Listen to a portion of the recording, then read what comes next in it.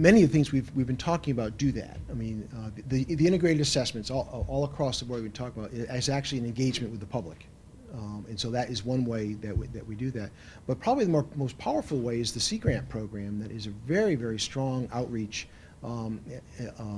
effort at all levels, from K through 12 through continuing education.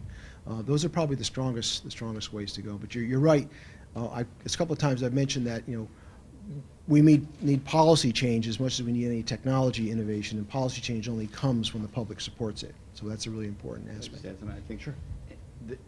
Any of the organized efforts to try to help develop, inform, and get community input to what's the picture for Michigan's economic future inevitably come to appreciate this sort of natural environment, water, as a key asset. And there are a number of efforts underway where people are trying to harness and channel public engagement. The Center for Michigan, with Phil Powers' leadership, is trying to, you know, harvest from community conversations what is the game plan for Michigan. I would note the Business Leaders for Michigan, Detroit Renaissance, that which the University of Michigan and the college presidents sit on, has also just developed its own articulation of a Michigan agenda, which includes, for a business group and some universities group, saying the Great Lakes and our natural features and our higher ed institutions are unique leverage points, and other groups, you know, whether it's a Michigan Future or what the universities do through their outreach efforts, are trying to harness and inform a Michigan agenda. We need as much of that, and to have it all focus on the same text if we can, if it's right. And then we need to make that the text for this year's gubernatorial race. Is this the Michigan we want, and what does it mean to get there? Or is this one where we do nothing, or kill our universities, or don't educate people, or kill our park system? I did get a graphic, you know, that I'm using in my presentations, in addition to one I got from the University of Michigan, Steve Forrest, showing while we talk a good game in Michigan about valuing higher ed and getting everybody smarter, over the last 12 years, we're 49 out of 50 states in our actual budget commitment to higher ed, 49 out of 50. North Carolina and other states that are a lot like us have found $2 billion to put in our universities. We found $300 million of new money over 12 years. We're not serious. The same trend line exists in the funding for our park system, which is a jewel for Michigan. You know, over 12 years, the share of money allocated to meet the maintenance in our park system has gone from this to this. You know, it's embarrassing. It is not leveraging our assets. So we need to make it we need to have this year and every year be a referendum for our political leaders, of which Dan and others, you know, it's not here anymore, are the next, you know, speakers. How are we going to do this? Yeah. The Michigan Association of Regions is another group that fits into this pie, because they talk about water, they talk about zoning, they talk about land use, and they're right in the heart of this. And they also, in some communities, have a lot of leverage back and forth with schools. In this particular region, almost all of the schools have a program where they go in May to MSU campus and set up a diorama of all kinds of water use features to show them how the water in this particular community is used, which goes back to the point you were making right at the beginning, being able to describe to the nation how water is used and how important it is. Those kids have been going there for about 13, 14 years in a row. There's about 20,000 of them a year that go through that program. And it's just a huge coming group of understanding of how our water works. I mean, that's something that's available to any region, any school district. I mean, if you set that up, that's a pretty powerful thing.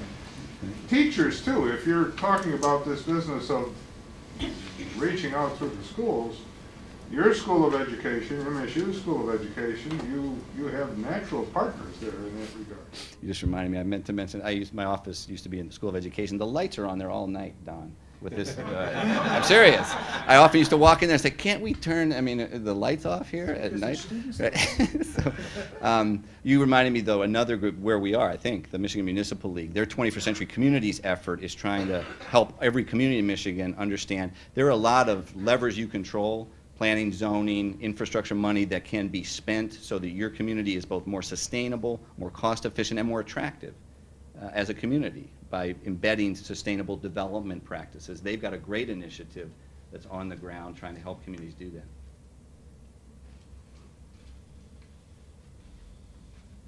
I think we've Wore 'em exhausted out. our audience.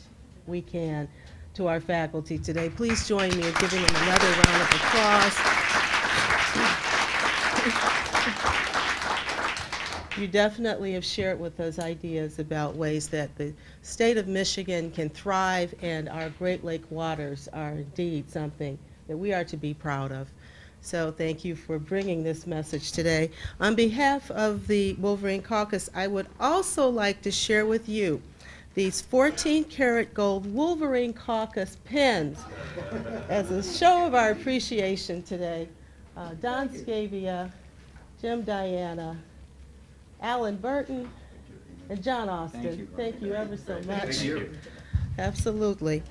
And also, I'd just like to thank all of you who joined us today, our colleagues from Michigan State University. Thank you for being here today, Anne-Marie Schneider and your colleagues. Also, we had several legislative staff here today, Melissa Brown from Representative Tim Bledsoe's office, and Ryan Siebold, I think, came in from Representative Pam Burns' office. And we also had State Representative Dan Scripps, as you know. And I want to just thank especially the staff who worked on this. Elizabeth Laporte and Jennifer Reed and Maureen Martin, who came with our speakers today. Thank you for helping us to put this forum together.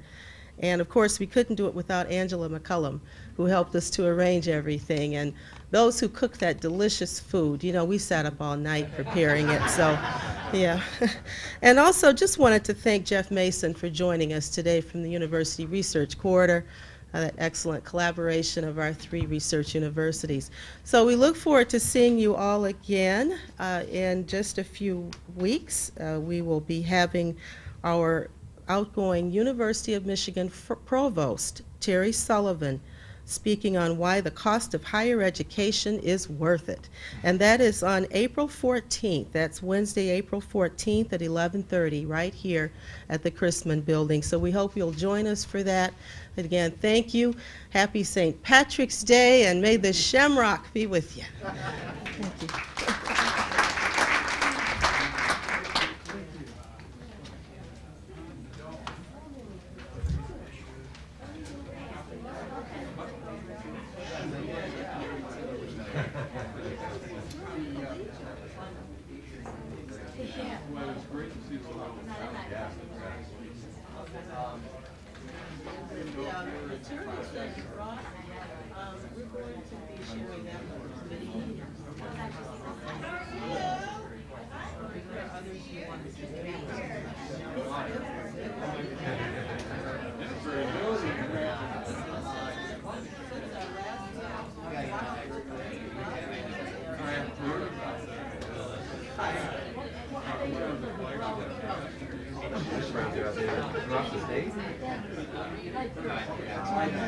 Okay, you know, they've always been sort of a small component of the lake, and they'll probably remain that.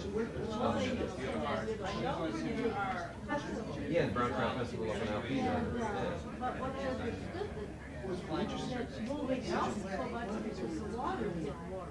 Well, brown trout are actually capable of dealing with a little bit warmer water, so people think brown trout, steelhead will probably persist as a decent fishery in Lake Huron, never be huge, but be decent. So, you know, I think it'll probably stay on. I don't think it's going to. And certainly in the rivers, you know, brown trout are doing well. It's probably a global warming problem. I mean, well, actually, I think it's better for brown trout. You're welcome. Doing a lot of work for the Air Resources Board there. Before you have all these lights today, which is where it's. I remember the taking part in the. See you once in a while. I'm okay with it too, but I thought she might be of some value to you. Yeah, some of the little covered. Well,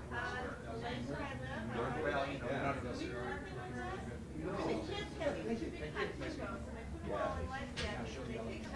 She doesn't need more.